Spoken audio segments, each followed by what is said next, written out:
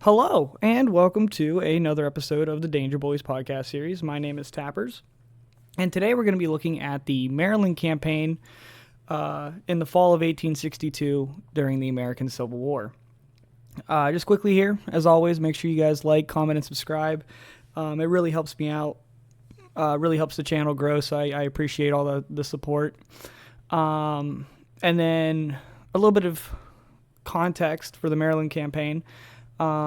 This is going to take place right after what was known as the 7 Days Battles with Robert E. Lee and the Army of Northern Virginia and George B. McClellan and the Army of the Potomac facing off outside Richmond. So the Maryland campaign is going to be happening right afterwards. So if you have not already, there's a link in the description to all of my podcast episodes on a playlist. I did one on the 7 days. I did one of Shiloh. Couple other battles in there. So if you have not been caught up on the 7 days, I highly recommend that you go back and listen to the 7 days first before this one, so that way you can kind of get a bigger idea of the situation as it stands. So let's get started here. So first we're going to talk about Stonewall Jackson, right? So going back to the Battle of the 7 Days, if you've watched that episode, Stonewall Jackson did not have a good 7 days. He performed very poorly, and he's going to turn that around, as we'll see during the Maryland campaign. He's going to redeem himself very quickly. And so I just want to talk about a little bit about who he was before the war. So Stonewall Jackson was born in January 1824 in Clarksburg, Virginia. This would later become part of West Virginia, so he's kind of out in the, the western side of the state, kind of out in the woods, in the wilderness, kind of. His father died of typhoid fever when he was young. His sister also had typhoid fever, and she also passed away. And so with his mom now widowed and unable to care for all of her children, she has Thomas Jackson, Stonewall Jackson, sent to live with relatives, although of course he wasn't called Stonewall at the time. In 1842, Jackson attended West Point, and he struggled his first year at the bottom of the class. He was not very well educated in his youth, right? As his mother did the best she could, but they didn't have a lot of money, and he didn't have very good education. But through very hard work and being intelligent, he was smart. He just didn't have, a good education. And so he worked very, very hard over the next 3 years, and he actually graduated 17th in his class. I think that was the class of, 46? I think it was like 56-something people. So, graduating 17th is very, very impressive, especially being at the bottom the previous, or his first year. One of his classmates actually commented and said that if West Point had been a 5-year school instead of a 4-year school, very good chance that Jackson would have graduated at the very top of his class. Jackson was bizarre. He was just a weird dude. You go and read the memoirs of people who fought with Jackson, who worked with Jackson before and during and after, or not after, but, before and during the Civil War.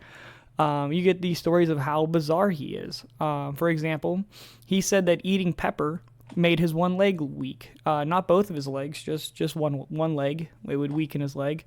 Jackson would often be seen holding his right arm above his head to even out his blood. He said that his equilibrium was off, and so he would stick his right arm up in the air, even on battlefields. He'd be sitting on top of his horse commanding troops, and he would just kind of stick his arm up in the air to try and balance himself out.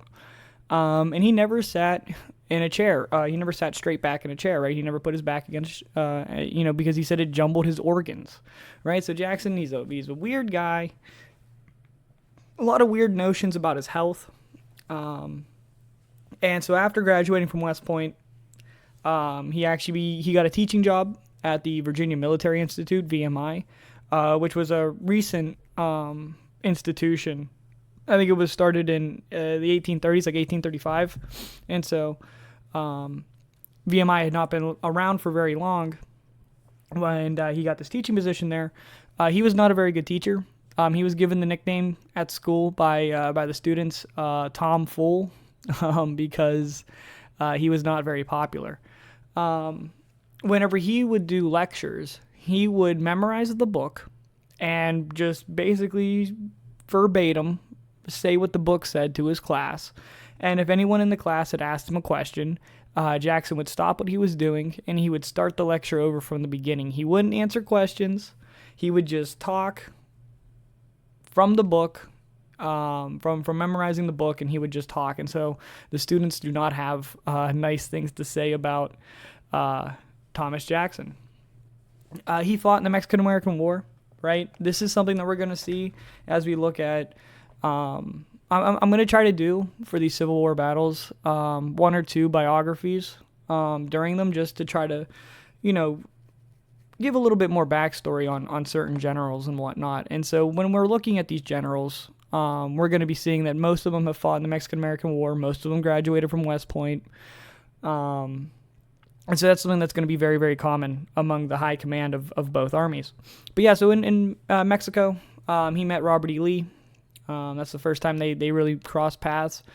While Jackson was down in Mexico, he actually came across Catholicism for the first time, right? He wasn't religious in his youth, but as he got older, he started discovering different religions, and he found Catholicism while he was down in Mexico. Whenever he came back to Virginia after the war was over, he's tried other faiths as well, and eventually he settled on Presbyterian, and he became a devout Presbyterian. So like I said, he tried out a couple different religions, he sampled a few ones, but then once he found Presbyterianism, he was like, okay, this is where I'm going to be. Very strong in his beliefs. He's a very holy man. He didn't drink. Jackson did not consume alcohol. The reason is that he tried alcohol once, and he liked it so much that he decided that, you know what, I should probably never do this again, because I like it too much. Jackson would fight. Jackson would fight with his subordinates during the war, and he would fight with his fellow teachers at the VMI. He was not a debater. He did not try to see things from other people's sides. He did not try to get people to try to see his side. It was, no, this is the right way, and everything else is wrong. So he's not like I said, he does not have patience for disagreement.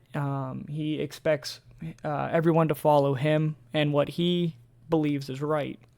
And during the war, actually, whenever he would have fights with subordinates, he would try to have them court-martialed.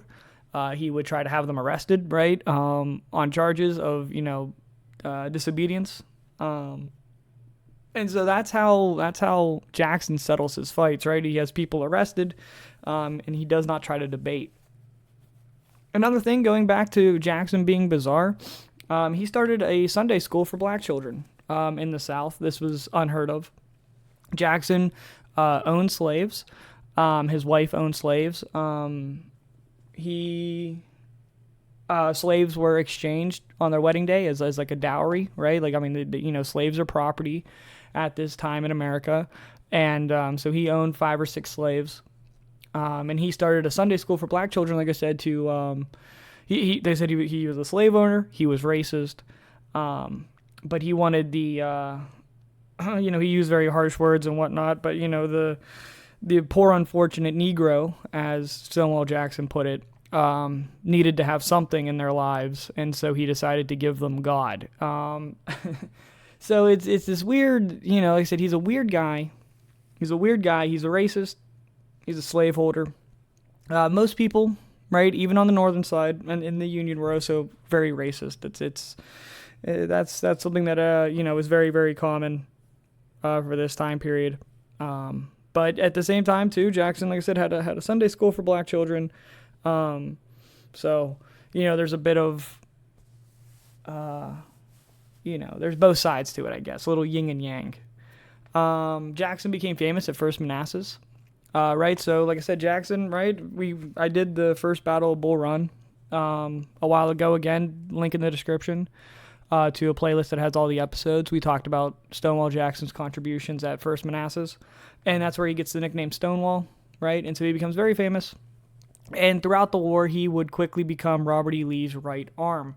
Robert E. Lee needs something very important done that requires semi-independent command, and Jackson is the one that's going to be carrying that out all the way up until his death. Very, very important for Lee.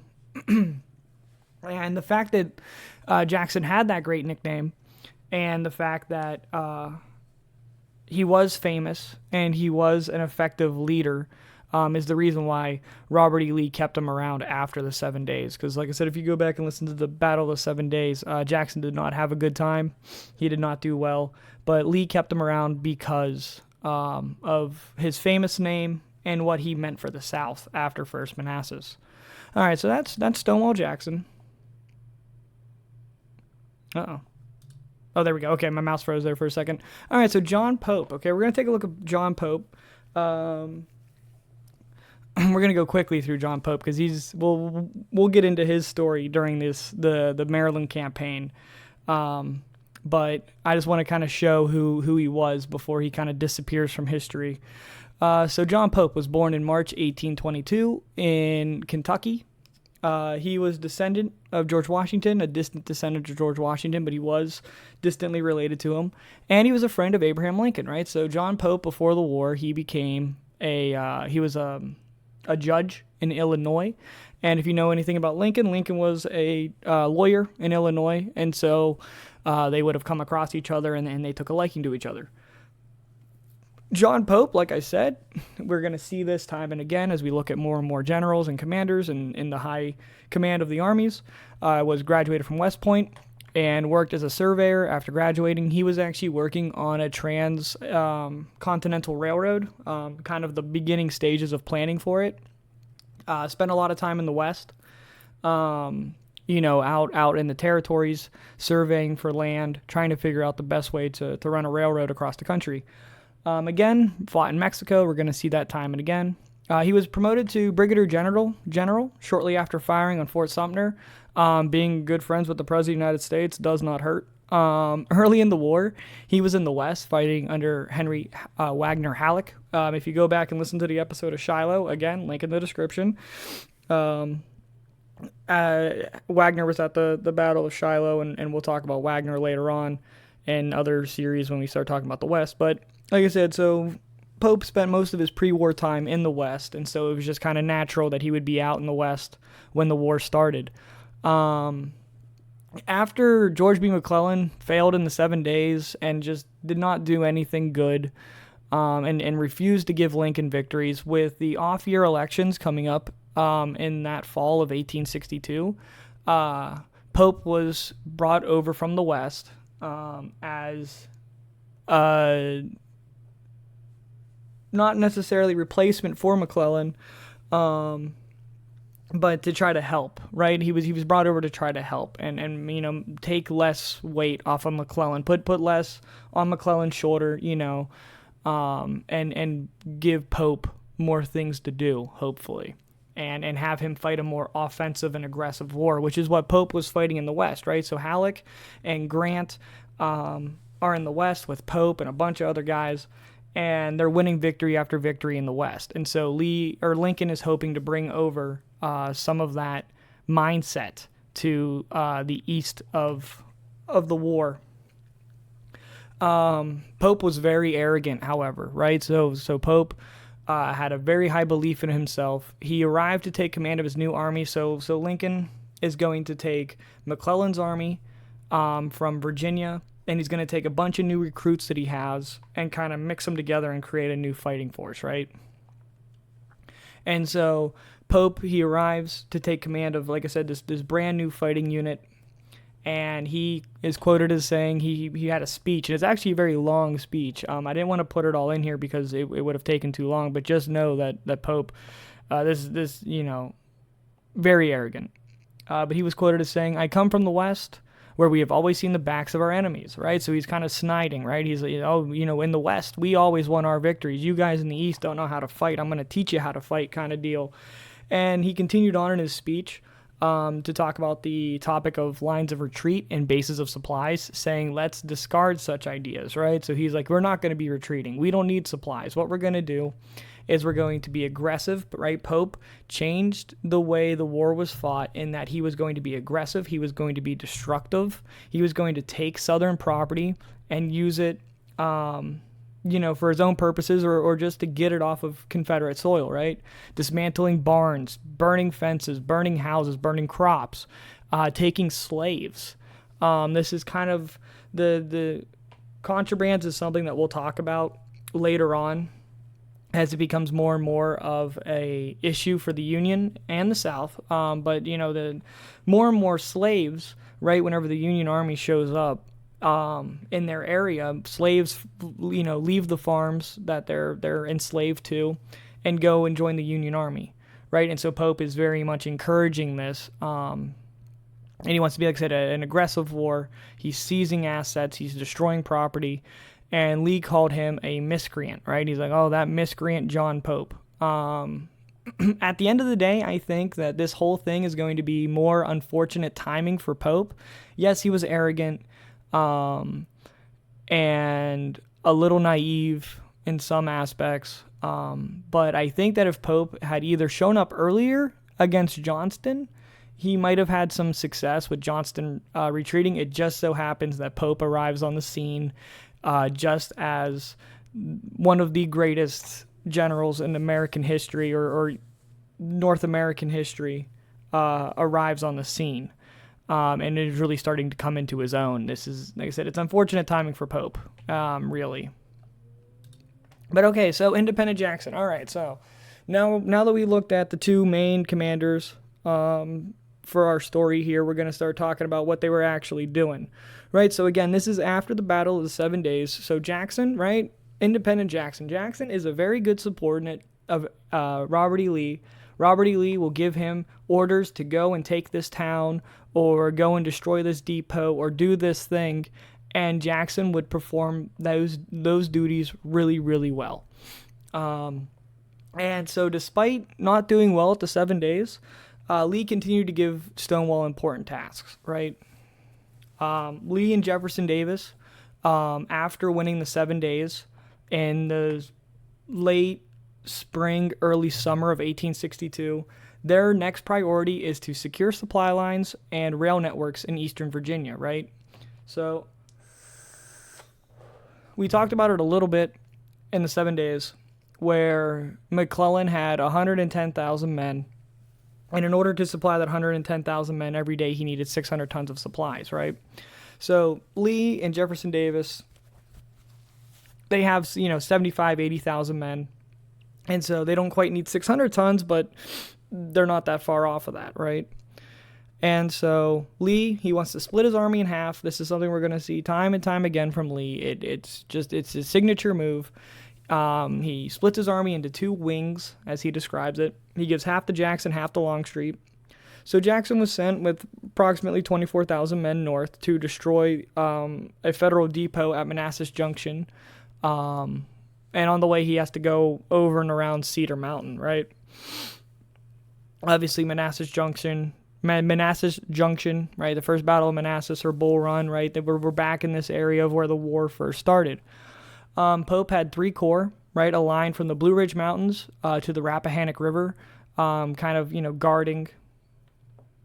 Like I said, from the line from the Blue Ridge Mountains over to the Rappahannock River on August 6th, right? So, the Battle of the 7 Days kind of finishes up in July or June. Shit, I can't remember. Anyways, a couple months pass, right? Pass, and now Pope, right? He begins to march south to capture Gordonsville. And on August 9th, right, as Pope's marching south, Major General Nathaniel Banks' Second Corps, under Pope, get into a skirmish with Jackson, resulting in about 3,690 casualties. A.P. Hill, right, who becomes a corps commander later on in the war. At this point in time, he's fighting under Jackson. Jackson launched a very important counterattack, and he ensured the victory. And he's taking the initiative away from the Union, right? The Union has to respond to the Confederates, and that's exactly what Lee wants. Lee wants the Union to be making decisions based off of reacting to what Lee's doing. Lee never wants to react. He always wants to force the issue. And very quickly, too, like I said, A.P. Hill, very important commander, ends up becoming a corps commander later on. Jackson and A.P. Hill. Jackson tries to have A.P. Hill arrested at some point during the war. It's not at this time. It's later on in the war. But like I said, even people who are winning Jackson important victories are not ever too big or important to escape his ire. Like I said, Jackson is already redeeming himself, right? Lee says go and take this, go and do this. Jackson does it. Lee is very happy.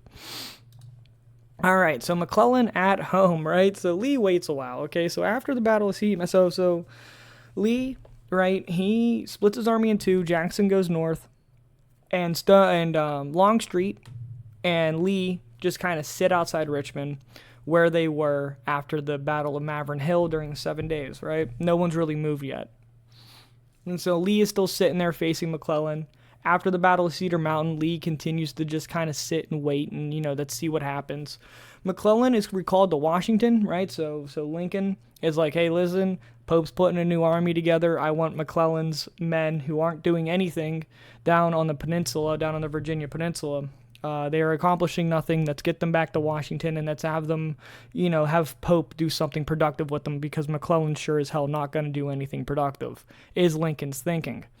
Lee, right? So after McClellan starts to leave, Lee goes, okay, let's reunite the army with Jackson along the Rappahannock River and let's start moving, north, basically.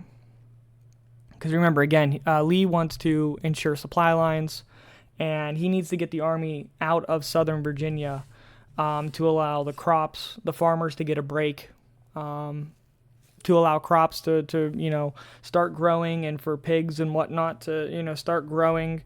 It's very important that the armies get out of Virginia for Jackson, or for Lee. So after a brief time, right, so Lee gets back together with Jackson at the Rappahannock River. They have a day or two. They plan. Lee gives out his orders. And Lee splits his army again, right? He goes, Jackson, you're going that way. Me and Longstreet are going to go this way. Jackson goes on a wide right turning movement to get around Pope, which would start the Second Battle of Bull Run, okay? So, again, if we go back and look at the Battle of 7 Days, that's very common. Jackson trying to get around the right flank of the army. That's pretty much what every single order he gets during the 7 days, and he's unable to achieve his goals. Well, Jackson does get around Pope, right? So like I said, Jackson, he's redeeming himself. He's had some good night's sleep. And he gets all the way around Pope. So he goes 180 degrees to the opposite side of where Pope is, capturing a large supply depot, right? Tons and tons and tons of supplies. Jackson carries off what he can carry off, and what he can't carry, he burns, right? And he wants to make Pope mad, right? He's poking the hornet's nest. What he wants is for Pope to turn around to fight Jackson. And while Pope is engaged with Jackson, Lee and Longstreet are going to come up, right, and kind of sandwich between the two. So Pope went on the attack, right? On August 29th, Pope launched a series of attacks, very strong attacks, very aggressive, very, strong attacks against Stonewall. It almost broke the Confederate line, right? So Pope is almost, he's very, very, very close to breaking Jackson, but he did not break him. Lee arrives with Longstreet towards the end of the day, and Pope is completely surprised. Pope has no idea. Pope's subordinates say, hey, Lee and Longstreet are here, and Pope goes, no, they're not. And they're like, well, yeah, he is, actually. Like, they're right over there. And he's like, no, they're not. They're not here. I don't believe you. And so on the night of the 29th, Lee and Longstreet arrive. And on the morning of the 30th, Pope still is like, no, they're not out there. I don't believe you. And so he renews the assaults against Jackson. And again, Jackson nearly breaks. Jackson almost breaks. But this gives Longstreet and Lee so much time to plan their assault against Pope's left flank, right? So Jackson went around to the right. Lee and Longstreet are going around to the left. And just as Jackson is, coming up to the breaking point, Longstreet and Lee launch their assaults into Pope's left flank, devastating the army. I mean, it just causing so many casualties, surrenders. Pope had no idea that Longstreet and Lee were there, completely caught off surprise. So 9,000 Confederate casualties and 16,000 Union casualties. This is massive. I mean, this is worst case scenario for Lincoln, right? So Lincoln is like, okay, we're going to get this guy from the West. He's going to be good. He's going to win victories. He's going to be aggressive. He knows he has a winning mindset, right? He's coming from the West where they've been winning victory after victory. He has a winning mindset, and he's going to lead my army to victory. And then he loses 16,000 men in one day, which is, needless to say, really, really, really bad. Again, I think that out in the West, there were very, very incompetent Confederate commanders. Very incompetent. Really, the only person in the entire Civil War on the Confederate side who can effectively lead an army is Robert E. Lee. Beauregard can't really do it. Joseph E. Johnston can't really do it. And so Lee's really the only guy, right? So out in the West, Pope is kind of playing on easy mode, right? He has easy generals that he's going against, compared to the strategic genius of Lee. So Pope's men are absolutely afraid.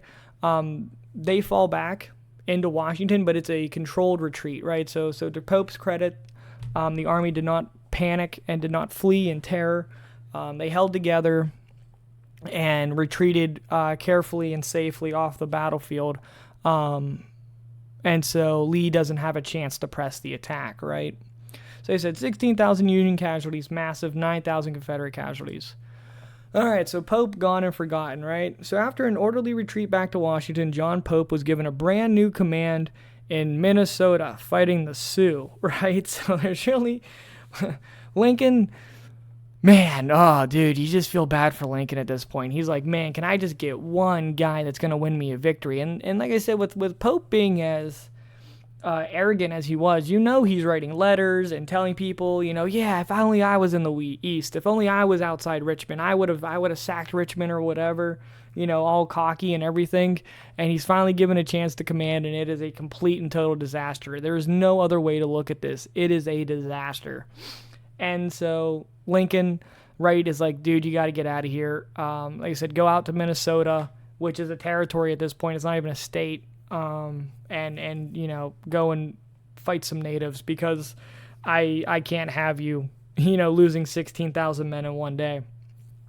Like I said, and I think that was partly on Lincoln helping out Pope. Like I said, he felt at home in the wilderness. Pope loved out in the West, in the frontier land. He loved being a frontiersman.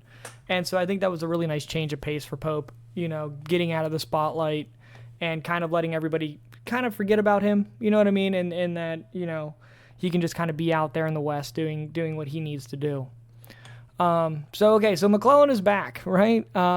Lincoln, right? Lincoln has nobody. He has nobody else. There is nobody.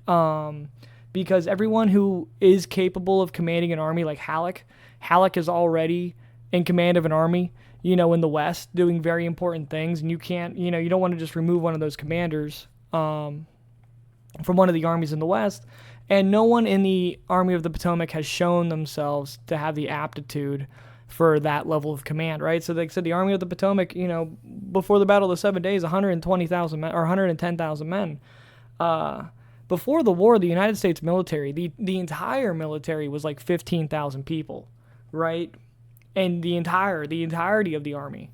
And so trying to find someone who has the ability to handle the logistics of 110,000 men, it just doesn't exist. That person isn't out there. And that being said, McClellan is very good at that, right? We talked about this in the Battle of the 7 Days.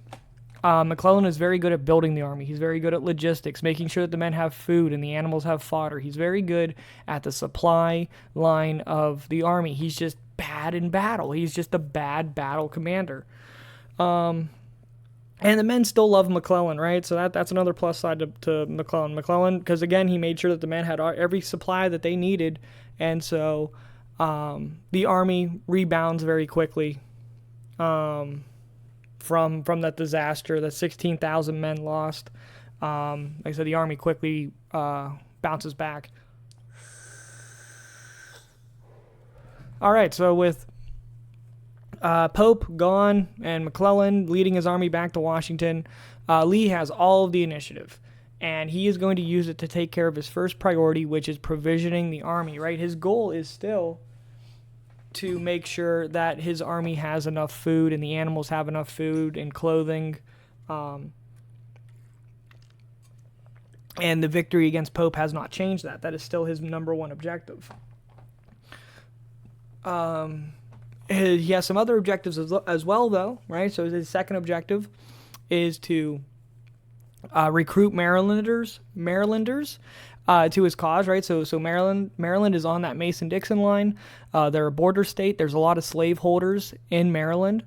But Lee didn't know, he didn't realize at the time that Western Maryland was very pro-Union, right? There was not very many slaveholders in Western Maryland. If he had gone to Baltimore, for example, Lee would have found, I think, a lot more people who would have been willing to join up with the Confederate cause. But in the West, no one had any interest. And last but not least, right, Lee wants to influence the fall elections. Like I said, 1862, we're in the off-year elections. Lee wants to try to get people in the North to vote for Democrats. Democrats at this time is more of a Southern institution. And the Democrats there's a lot of people known as like the Peace Democrats, right? And these Peace Democrats want to try to negotiate the war. They want to basically stick the Union back together the way that it was, and Lee wants these people in charge in the North so that way he can get peace, sue for peace, and maybe we can come to an understanding and end the war. And so Lee wants to be in the North, right, making people mad at Lincoln and the Republicans, and hopefully get Democrats to win the elections. Like I said, so McClellan, he takes over the army, and morale quickly bounces back. The men quickly forget about Pope. They're like, all right, at least we know what we're getting with McClellan, And so in early September, Lee crosses the Potomac at White's Ford and moves into Frederick, Maryland to begin planning his supply campaign. And he decides to run a supply line through the Shenandoah Valley, making it to Harper's Ferry, right? So as much as Lee wants food and, firewood and that sort of thing from the North, he still needs weapons and ammo and cannons and et cetera, et cetera. And the only place he's going to get that is from the South, right? You can't, no one in the North is going to have, you go into a village, or whatever, and you raid a farmhouse, the farmhouse isn't going to have, ammunition for your cannons.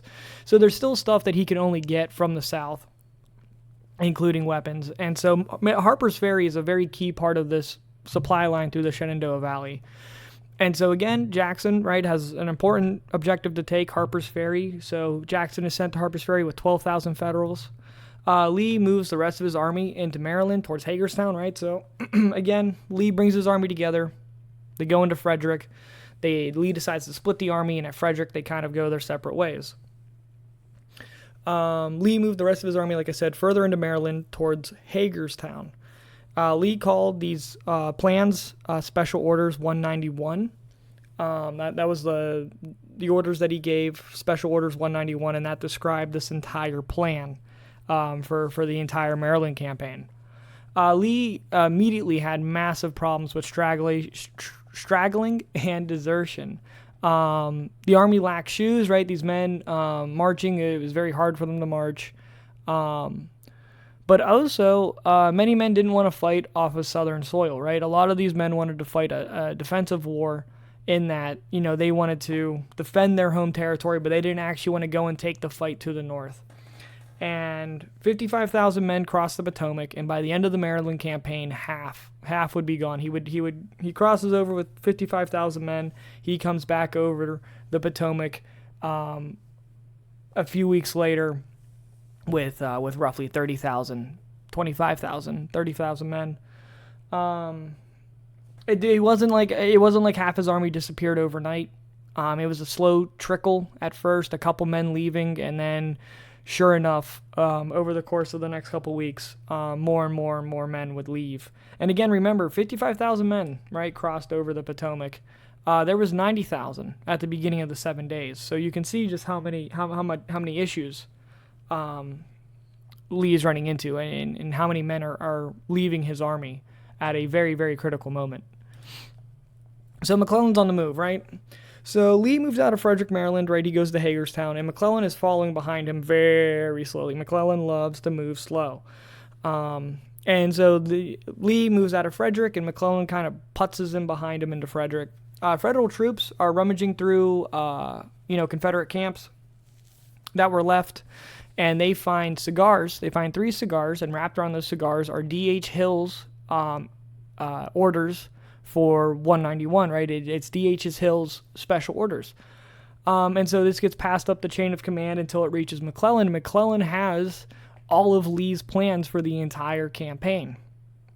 He lifts the piece of paper above his head and he says to a subordinate, "Here is a paper with which if I cannot whip Bobby Lee, I will be willing to go home," right? So McClellan says, look, I have it. I have his plans. There's no reason why we won't win a major victory because we know exactly what he's going to do. Again, Lee expected McClellan to move very slowly, and of course, McClellan loved to move slow.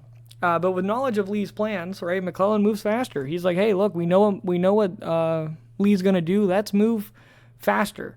Now, fast for McClellan, compared to the way other armies would move, like we compare him to Grant later on in like 1864, McClellan moves very slowly still, compared to like what Grant would move. That being said, it's fast for him, right? So it's faster than Lee was expecting. Lee was moving through the gaps of the South Mountain Range on September 14th, right whenever McClellan finally catches up to him. Lee is pushed back through the mountain, right? He's like pushed through the gap by McClellan, and Jackson is still trying to take Harper's Ferry, right? So Lee was hoping that Harper's Ferry would only take a day to fall. It takes 2 days to fall, and Lee's in a very precarious position, right? He just sent, a good chunk of his army with Jackson, and so if McClellan really pushes the attack, he's not going to, but if he had really pushed the attack, Lee would have been absolutely devastated. Very good chance that Lee would not have survived. His army would not have survived a full-on Federal attack at this moment. However, the 14th goes by, and McClellan really doesn't do anything, and on September 15th, right, Jackson finally takes Harper's Ferry, and he causes 12,000 Federals to surrender, and Lee decides to get his army back together again. He's like, all right, great, you took Harper's Ferry, Jackson, get back up here because we got to deal with McClellan together. And Lee spends September 15th and 16th waiting for Jackson's men, and even on September 17th, not all of Jackson's men had arrived. Most of them had, but we'll see at the very end of the battle, a key unit shows up from Jackson. It's not a corps at this time, Jackson's wing. A key group shows up to change the battle. But yeah, so again, McClellan's just kind of sitting there waiting, just like, I don't know, man. There's like this gentleman's agreement that McClellan has with himself, like thinking that Lee would also, I don't know, man. McClellan is such a frustrating character. It's like all he has to do is just attack. Attack on the 14th, attack on the 15th, attack on the 16th. Any one of these days, and you will destroy Robert E. Lee. But you wait, you give him time to get Jackson, and you're like, okay, now that you're ready, I guess we can start fighting. But I'd prefer if we didn't. Like that's McClellan. So frustrating, so very frustrating, especially frustrating for Lincoln. But again, Lincoln has nobody else at this point. Lincoln has no other choice. All right, so now we're going to talk about the Battle of Antietam, right? So like I said, Lee consolidates his army, and then we're going to have the Battle of Antietam, which is a major, the biggest part of this campaign, right? McClellan had around 70,000 men, right? McClellan had a massive army. Again, we just looked, Lee had like 55,000, but again, he keeps losing troops. So at this point, he might only have 40,000, 45,000 men. And McClellan had 70,000. So we're talking like 2-to-1 advantage here.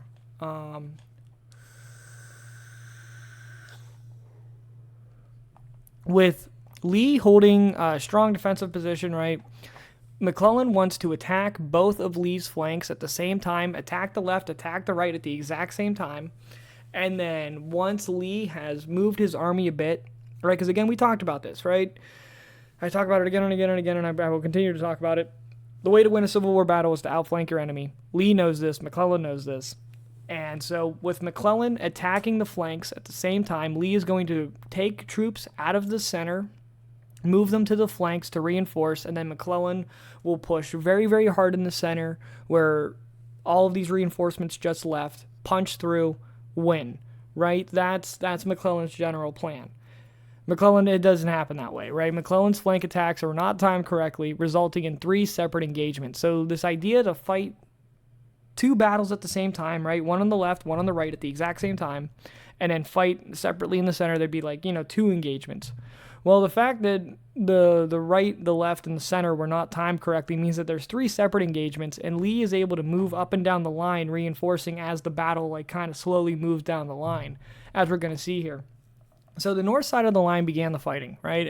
And a powerful Union assault nearly broke the Confederates up in this cornfield on the north side of the line. But the Union was repelled, and then fighting broke out just south of this, right? So it kind of just moves from the north down the south of the line all day. And so the north side of the line kind of backs up, and they kind of, retreat a little bit.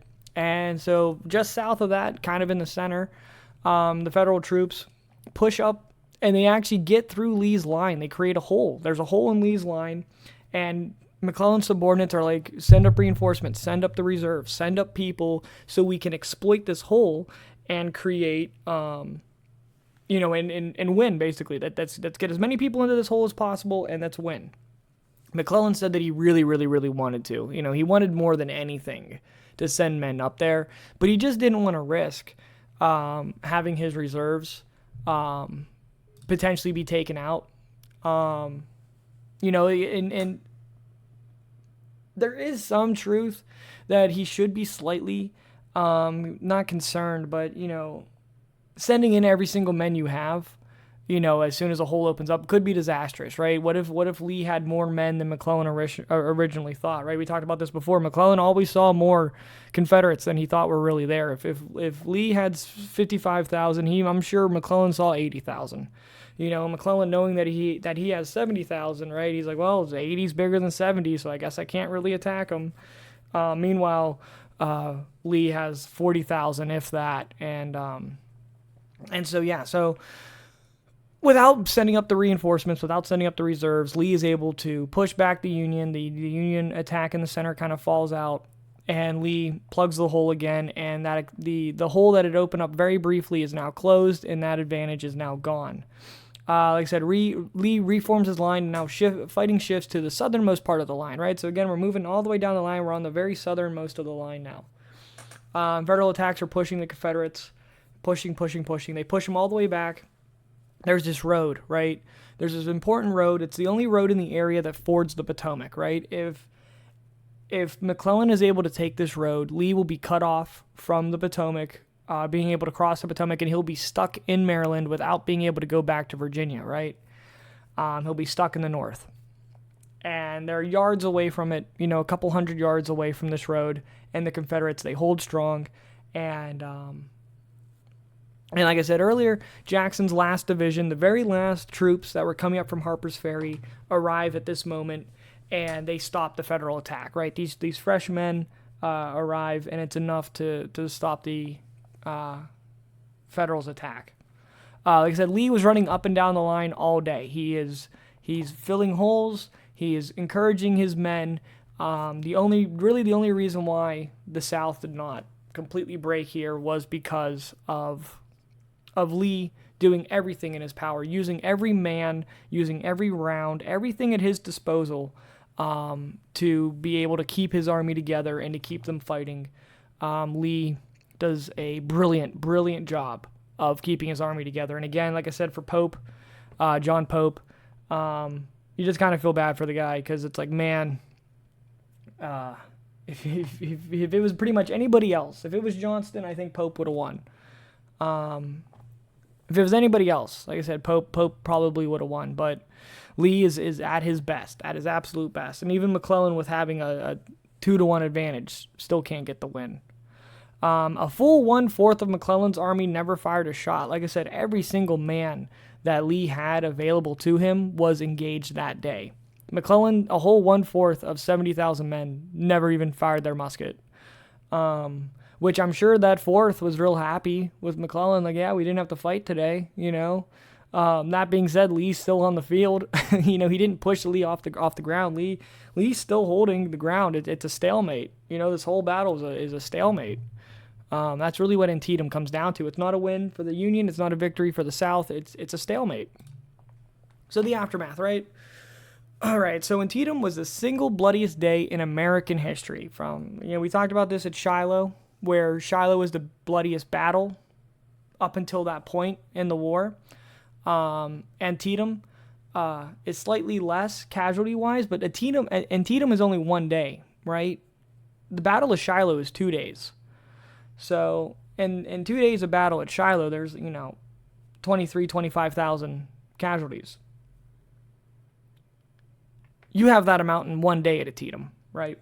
Which is insane. It's absolutely insane. 10,500 Confederate casualties, 12,500 Federal casualties. Lee lost a full 1/3 of his army, so he already lost half of his men going, a majority of his men going into across the Potomac, right? He loses another 1/3 of his army during this battle, right? He goes into battle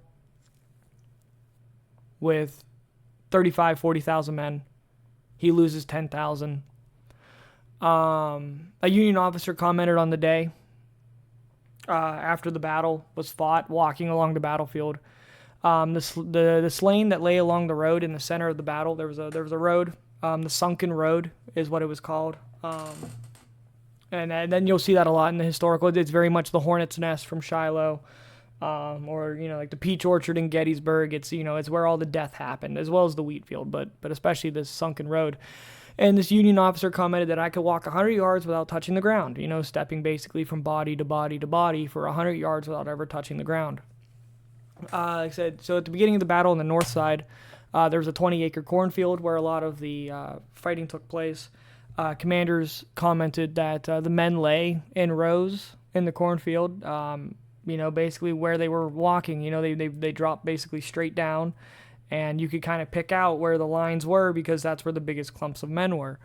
And the cornfield, right, was no longer a cornfield. All the husks were basically shot down, and someone else described it like as if by a knife, due to the gunfire, right? That's all the musket balls that are going through this corn is cutting the corn basically.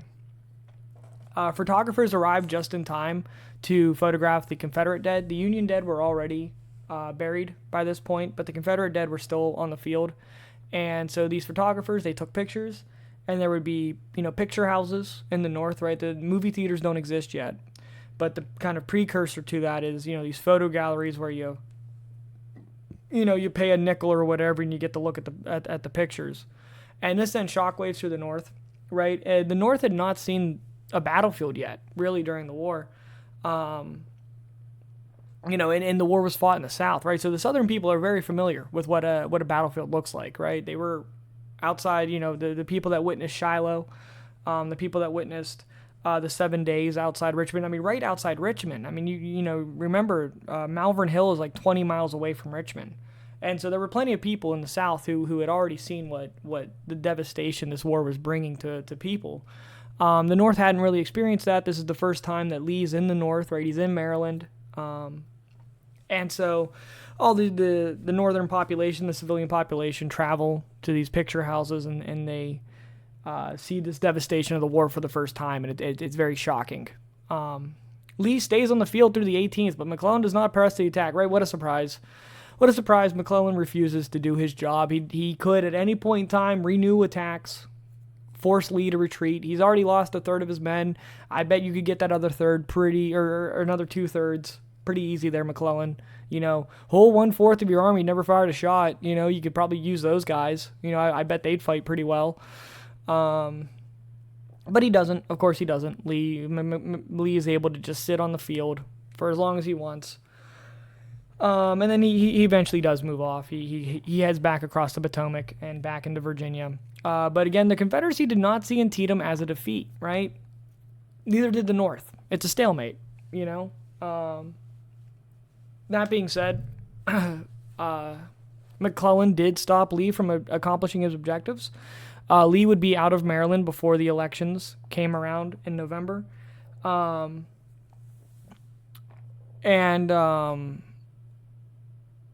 no Marylanders came to Lee's rescue. You know, it wasn't like, 10,000 men from Baltimore showed up one day. You know, that didn't happen at all. But that being said, Lee did accomplish his number one goal. Lee wanted food, and he wanted fodder and clothes for his men, and he got it. Lee got enough supplies from this trip into Maryland to provision his army for almost 9 months. 9 months of supplies. That doesn't seem... It's a lot. You know, it might not seem like a lot, but it is. It's a ton of supplies. This is very, very good for Lee. And so, like I said, he didn't influence the elections. He didn't get Marylanders to come to his side, but he did provision his army, which was his main goal. McClellan, like I said, would not move to attack Lee at all. He had no desire to go after Robert E. Lee. And the day after the federal elections, right, the day after the votes are cast, Lincoln removes McClellan as the commander of the army, and McClellan's done. We're done with McClellan. Lincoln issued his preliminary Emancipation Proclamation, and so this is not the Emancipation Proclamation coming into law, right? We looked at it. If you go back to the Battle of Fredericksburg, right, in the winter of '63, right, so right after this, right after the Maryland campaign, right, the next big battle is going to be like Fredericksburg and whatnot. Lee tries to get the Emancipation Proclamation actually instated as a war goal. At this point in time, though, he's basically just announcing that the Emancipation Proclamation is going to be on the table. It's going to be an issue that is going to keep coming up. It's not enacted yet, but it's going to be. And Great Britain and France would not intervene in the war, right? So we looked at after the 7 days. Great Britain and France were very close to intervening. Lee begins to move up north, right? Jackson wins at Harper's Ferry. They win at Second Manassas. And the Great Britain and France are like, okay, if he can get one more victory, if Lee can win one more time, then we'll back him. You know, we'll start actually making, moves to, we'll start moving people into Britain we'll start moving redcoats up into Canada, and we'll get more boats active to try to maybe break up the Union blockade. You know, the Great Britain is saying that if Lee can get one more big victory, we'll back him up. And obviously this battle ends in a stalemate, which does not encourage Great Britain or France, right? And then Lee offers up the Emancipation Proclamation, and Great Britain at this point would certainly not intervene on the behalf of the South. Great Britain had outlawed slavery a long time ago, so had France. And so on a political landscape, on a national... it would not be seen as a good thing if Great Britain and France decided to back a slaveholding republic, right, against a Northern Union democracy that's trying to end slavery, right? I said that's something else too. We'll talk about a little later on in the war about contrabands and slaves kind of liberating themselves. Once Lincoln says that the war is going to be about emancipation, whether you agree with it or not, whether you're a Northern civilian or a Union general, whether you like it or not, whenever you march into the South, you're bringing freedom with you. You are bringing the end of slavery with you, whether you intend to or not. And so, like I said, that's going to change the war. Many people on both sides still just fought about preservation of the Union. But now there's a very, it's official now. It's official that slavery is on the table, and that after the war, the nation would never be the same ever again. whether the South won and slavery stayed legal in the South, or if the North, obviously, if the North wins, slavery will be banned forever as an institution. Oh, man, dude. Jeez. Got to clear out the throat a little bit.